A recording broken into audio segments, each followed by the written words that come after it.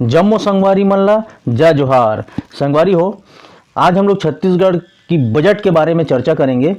और ये जो बजट का जो सीरीज़ है, हो सकता है 2 पार्ट में या 3 पार्ट में बने। ये आपके एग्ज़ाम पॉइंट ऑफ व्यू से बहुत इंपॉर्टेंट है। इस वीडियो को आप 2 से 3 बार ज़रूर देखें, ताकि इससे जब क्वेश्चन आए तो आपसे ना छूटे। और इसके अंदर ही जो क्वेश्चन बनेगा और कौन कौन सी योजना है इस बजट में बताया गया है कि इस योजना को लागू किया जाएगा करके, तो योजना का नाम आप पहले से रट लें, ताकि जब योजना लागू हो तो सिर्फ आपको डेट याद करना पड़े, बाकी सब चीज़ आपको शुरू से पता चल जाए। ठीक है, तो हम लोग देखेंगे पूरा बजट को। जो बजट का PDF आप देखे ही होंगे, बहुत लंबा चौड़ा है। उसको मैं छोटा करके, जो बहुत इंपॉर्टेंट है बस उतना ही को लिया हूँ, और थोड़ा बहुत इधर उधर का भी पॉइंट लिया हूँ, ताकि क्वेश्चन अगर बजट से आए तो आपसे ना छूटे। वीडियो लंबा हो सकता है, तो आप अंत तक बने रहें, वीडियो को ज़रूर देखें। चलते हैं बजट की ओर। छत्तीसगढ़ बजट 2024-25। ठीक है, तो आप लोग को पता ही होगा बेसिक चीज़।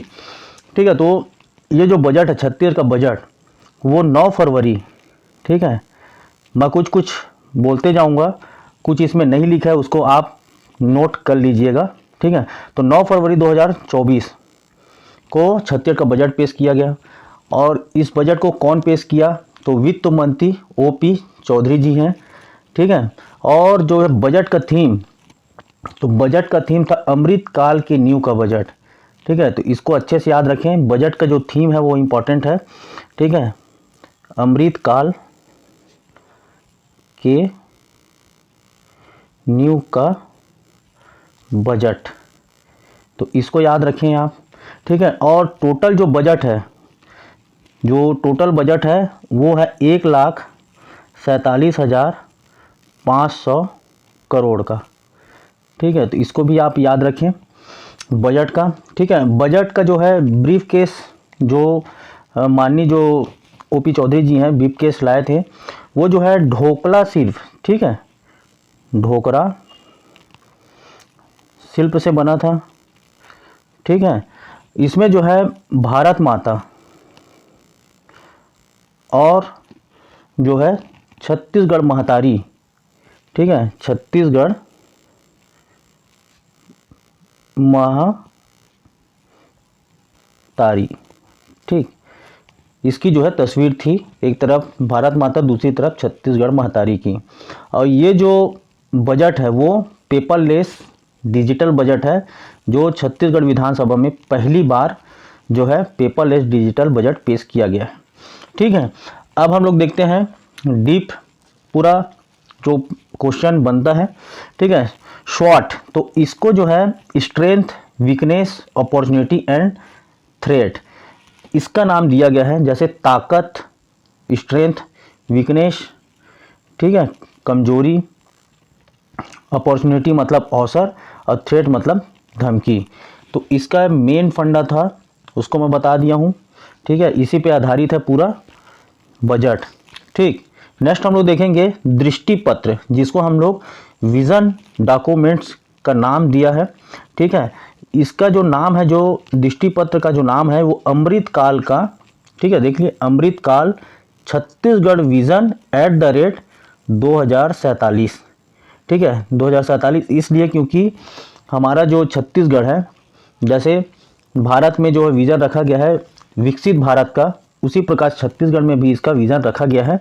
तो उसका नाम याद रखें, अमृतकाल छत्तीसगढ़ विजन @2047।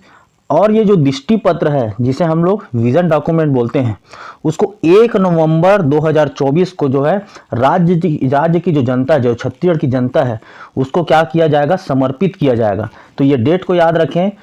क्वेश्चन अगर बनेगा कि दृष्टि पत्र, जिसका नाम है अमृत काल छत्तीसगढ़ विजन @2047, वो राज्य को कब समर्पित किया गया या किया जाएगा, तो आपको याद रखना 1 नवंबर 2024। ठीक है, नेक्स्ट देखते हैं हम लोग छत्तीसगढ़ में जो है वर्तमान GSDP कितना, 5 लाख करोड़ का है लगभग। ठीक है, आने वाले 5 साल में लगभग 2028-29 में 10 लाख करोड़ जो है GSDP का करने का लक्ष्य रखा गया है। इसके जो है 10 स्तंभ, ये इंपॉर्टेंट है भाई। ठीक है, इस बजट का मेन सारांश यही है, 10 स्तंभ। ठीक है, लक्ष्य प्राप्ति के लिए जो है 10 स्तंभ बताया गया है। ये 10 स्तंभ क्या क्या हैं हम लोग देखेंगे बारी बारी, और जो जो इम्पोर्टेंट है उसको आप अच्छे से नोट डाउन कर लें या स्क्रीनशॉट इसका ले सकते हैं आप।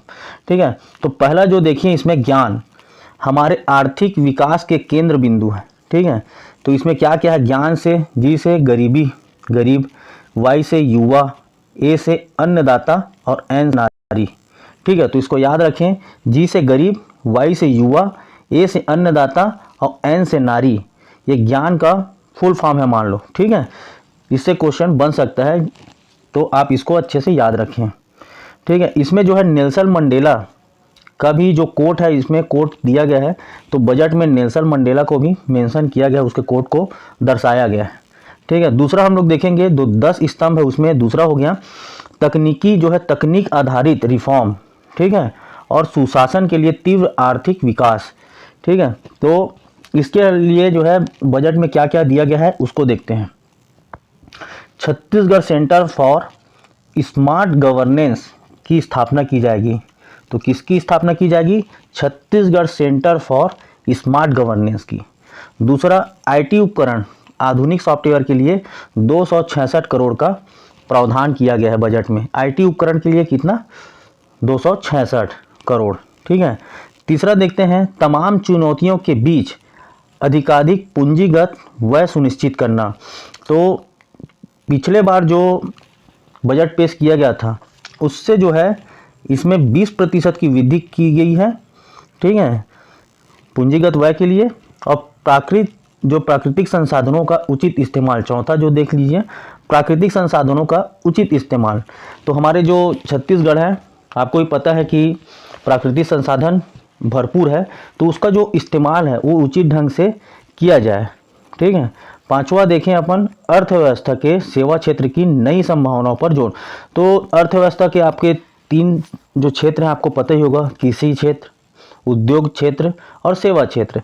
तो सेवा क्षेत्र में जो है नई संभावनाओं पर जोर दिया जाएगा। जैसे सेवा क्षेत्र में जैसे होटल हो जाता है ना, और कुछ कुछ पार्ट है उसमें, तो उसमें और कौन सा जो है ऐड होना चाहिए। ठीक है, तो अर्थव्यवस्था में क्या है, सेवा क्षेत्र में और कुछ जो क्षेत्र है उसको ऐड किया जाए, ऐसा इन लोग का जो है सरकार के द्वारा जोर दिया गया है। छठवां हम लोग देखेंगे, सरकार की सारी क्षमताओं के अतिरिक्त निजी निवेश भी सुनिश्चित करना। जैसे कि सरकार तो अपनी तरफ से सरकारी प्रॉपर्टी का तो इन्वेस्ट करेगी ही, साथ में साथ जो निजी निवेश प्राइवेटाइजेशन के ऊपर भी जोर दिया जाएगा। ठीक है, फिर 7वां देखते हैं हम लोग, बस्तर सरगुजा की ओर देखो। तो बस्तर संभाग और सरगुजा संभाग आप लोगों को पता होगा कि थोड़ा पिछड़ा संभाग की तरह नज़र आती है मूलभूत सुविधाओं के लिए, तो उसको जो है विकास करना, बस्तर संभाग सरगुजा संभाग को। ठीक है, 8वां देखते हैं हम लोग, विकेंद्रीकृत विकास पॉकेट्स, जिसे हम लोग बोलते हैं DDP।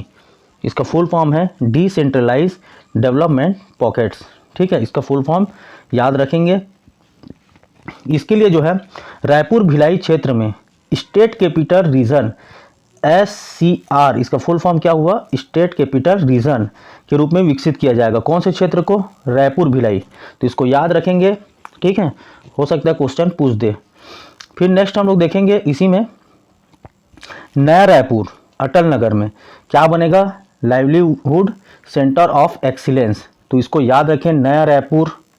ठीक है, अटल नगर में, नया रायपुर के अटल नगर में क्या बनेगा, लाइवलीहुड सेंटर ऑफ एक्सीलेंस। ठीक, नेक्स्ट है दुर्ग जिला। दुर्ग जिला में क्या बनेगा, सेंटर ऑफ इंटरप्रेन्योरशिप। ठीक है, सेंटर ऑफ, ठीक है, इंटरप्रेन्योरशिप ये बनेगा। तो इसको अच्छे से याद रखें, ये क्वेश्चन बन सकता है कोई भी एग्जाम में। फिर नया रायपुर में प्लग एंड प्ले मॉडल का विकास रोजगार सृजन के लिए किया जाएगा। ठीक है, जिसमें बहुत सारे रोजगार उत्पन्न होंगे। तो नया रायपुर में कौन सा मॉडल यूज़ होगा, प्लग एंड प्ले का। तो इसको याद रखें।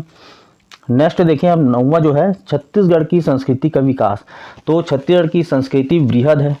ठीक है, तो हर जाति समुदाय में कुछ न कुछ संस्कृति है, जनजाति समाज में या OBC समाज में, सभी वर्ग में हमारी जो संस्कृति है वो वृहद है और बहुत पुराना है। तो उसके विकास के लिए कोशिश सरकार द्वारा किया जाएगा। 10वां है क्रियान्वयन का महत्व। जितने भी इन लोग जो है सरकार द्वारा प्रोजेक्ट चलाया जाएगा उसका क्रियान्वयन अच्छे से करना और उसकी महत्वता को समझना। ठीक है, अब मुख्य बिंदु की ओर चलते हैं। ये इसके बाद जो है पूरा इंपॉर्टेंट रहेगा आपके पेपर के एग्जाम से रिलेटेड। ठीक है, तो देखते हैं छत्तीसगढ़ आर्थिक सलाहकार परिषद का गठन किया जाएगा। क्या चीज़ का गठन किया जाएगा आपको पहले से पता हो गया। अब वो कहाँ गठन होगा, कितनी समिति में कितने सदस्य होंगे, वो बाद में जो है इसका जिक्र किया जाएगा या बताया जाएगा। लेकिन फिलहाल हमको ये पता है कि छत्तीसगढ़ आर्थिक सलाहकार परिषद का गठन किया जाएगा। ठीक है, उसके बाद देखिए इसमें जो बजट में गोस्वामी तुलसीदास जी रामचरितमानस के, ठीक है, तो गोस्वामी तुलसीदास जी हैं, उसके बारे में भी जो है वो बताया गया है। जैसे शारीरिक, मानसिक और भौतिक विकास किया जाना चाहिए, तभी सामूहिक जो विकास होता है। ऐसे ही पंडित दीनदयाल उपाध्याय जी का भी इस बजट में जिक्र किया गया है, तो दोनों का नाम याद रखें। ठीक है, गोस्वामी तुलसीदास और पंडित दीनदयाल उपाध्याय जी का बजट में जिक्र किया गया है। और पंडित दीनदयाल उपाध्याय जी आपको पता है एकात्म मानव दर्शन के, है ना, जनक हैं। अब देखते हैं हम लोग आर्थिक स्थिति। ठीक है, तो आर्थिक स्थिति में आप देख सकते हैं आर्थिक सर्वेक्षण 2023-24। ठीक है, आर्थिक सर्वेक्षण भी आ चुका है 2023-24 का, बजट 2024-25 का रहता है। तो आर्थिक सर्वेक्षण जो 23-24 में क्या दिया है, छत्तीसगढ़ का जो जीएसडीपी है वो 6.56, तो इसको अच्छे से याद रखें। ठीक है, हर एग्जाम में कहीं ना कहीं यहाँ से क्वेश्चन बनते हुए नजर आएंगे। ठीक है, भारत की जीडीपी है क्या हो जाएगा 7.3। ठीक है, तो इसको अच्छे से याद रखें। भारत का जीडीपी ज़्यादा है 7.3 है, जबकि छत्तीसगढ़ का जीएसडीपी जो है 6.56 है। ठीक है, फिर उसके बाद देखते हैं हम लोग छत्तीसगढ़ में जो है कृषि के क्षेत्र में, उद्योग के क्षेत्र में, सेवा के क्षेत्र में वृद्धि कितनी हुई है। ठीक है, 2023-24 के हिसाब से। तो इसमें देखें हम लोग कृषि क्षेत्र में, तो कृषि क्षेत्र में कितना है 3.23। ठीक है, 3.23, जबकि उद्योग क्षेत्र की बात करें तो 7.1, तो उद्योग क्षेत्र में ज़्यादा है 7.1, सेवा क्षेत्र में कितना 5.02। तो इसको अच्छे से याद रखें और ये याद रखें कि सबसे ज़्यादा वृद्धि जो है उद्योग क्षेत्र में देखी गई है 2023-24 में। ठीक है, और उसका जो है योगदान कितना है जीएसडीपी में, योगदान कितना है कृषि क्षेत्र का, तो कृषि क्षेत्र का योगदान अगर पूछा जाए तो कितना है 15.32%।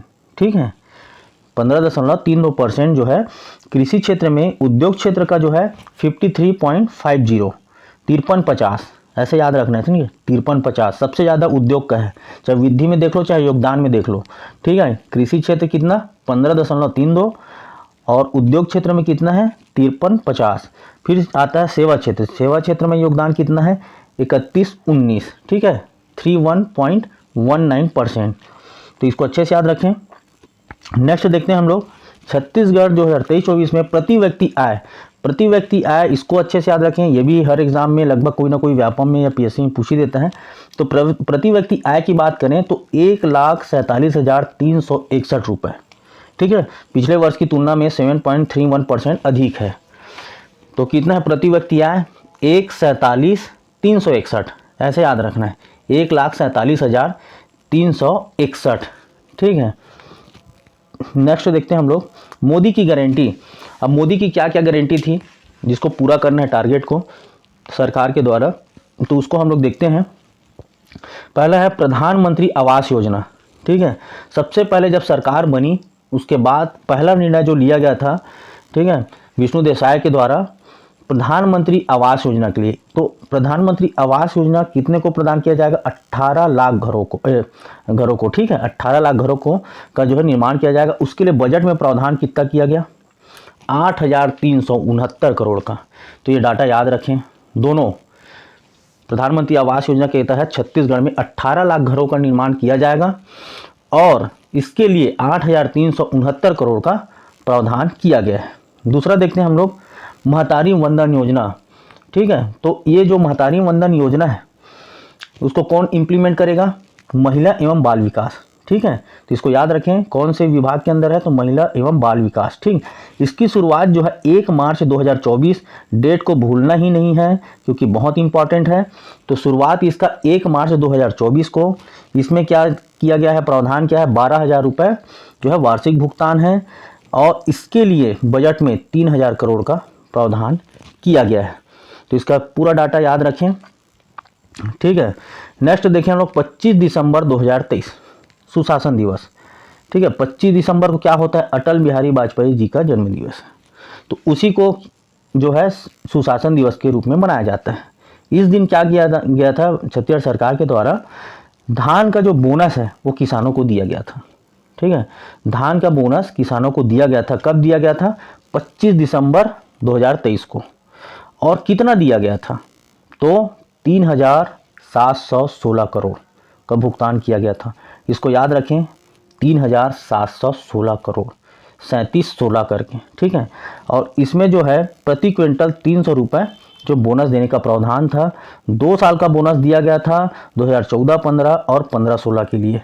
तो ये डाटा को अच्छे से याद रखें, कोई भी एग्जाम में पूछा जा सकता है, ठीक है। फिर नेक्स्ट देखते हैं हम लोग कृषक उन्नति योजना, ये भी बहुत इंपॉर्टेंट है। कृषक उन्नति योजना के तहत 10,000 करोड़ का बजट में प्रावधान किया गया है, तो इसको याद रखें डाटा को, 10,000 करोड़। इसमें जो है धान की खरीदी की अंतर राशि को कृषकों को प्रदान किया जाएगा सरकार के द्वारा, ठीक है। तो उसके लिए जो है कृषक उन्नति योजना का निकाला जाएगा, ठीक है। नेक्स्ट देखते हैं हम लोग हर घर निर्मल जल अभियान। ये जो हर घर निर्मल जल अभियान है वो जल जीवन मिशन योजना के अंतर्गत है। इसके लिए 4,500 करोड़ का प्रावधान है। कितना, 4,500 करोड़ का प्रावधान किया गया है। किसके लिए, जल के लिए। कितना, 4,500 करोड़। और कितने ग्रामीण परिवार तक, 12,54,692, मतलब मोटा मोटा मान लो आप 12.5 लाख, ठीक है। 12.5 लाख ग्रामीण परिवार है, उसके लिए जो है हर घर निर्मल जल अभियान चलाया जाएगा जल जीवन मिशन योजना के तहत। इसके लिए 4,500 करोड़ या 4,500 करोड़ का प्रावधान किया गया है बजट में। तेंदुपत्ता आप लोग को पता ही होगा, तेंदुपत्ता का जो है प्रति मानक बोरा 5500 रुपये की भुगतान करने का लक्ष्य रखा गया है, मतलब देंगे, ठीक है, तेंदुपत्ता संग्राहक को। इसके बाद देखते हैं हम लोग भूमिहीन खेतीहर मजदूर। भूमिहीन जो खेतीहर मजदूर है, जिसके पास भूमि नहीं है और वो मजदूर है, ठीक है, तो उसको जो है 10,000 रुपये वार्षिक सहायता दिया जाएगा, ठीक है। इसके लिए जो है बजट में 500 करोड़ का प्रावधान किया गया है। तो भूमिहीन मजदूर के लिए कितना, 500 करोड़ का प्रावधान किया गया है। इन लोग को 10,000 रुपये वार्षिक सहायता दिया जाएगा और इसका नाम रखा गया है भूमिहीन खेतीहर मजदूर का दीनदयाल उपाध्याय भूमिहीन कृषि मजदूर योजना। तो इसको अच्छे से याद रखें, जो भूमिहीन खेतीहर मजदूर है इसके लिए जो है योजना लाया है, तो उसका नाम क्या है, दीनदयाल उपाध्याय भूमिहीन कृषि मजदूर योजना, ठीक है, भूमिहीन कृषि मजदूर योजना। फिर नेक्स्ट देखते हैं हम लोग छत्तीसगढ़ उद्यम क्रांति योजना। ये 2024-25 से लागू किया जाएगा, इसका डेट अभी डिसाइड नहीं हुआ है, ठीक। अब इसमें जो है बजट को याद रखें, जैसे स्टेट कैपिटल रीजन SCR, ठीक है, जो आपको बताया था दुर्ग, ठीक है, और रायपुर के मध्य या रायपुर भिलाई के मध्य जो बनने वाला है, उसके लिए 5 करोड़ का प्रावधान बजट में किया गया है। इन्वेस्ट छत्तीसगढ़, उसके लिए 5 करोड़ का प्रावधान है।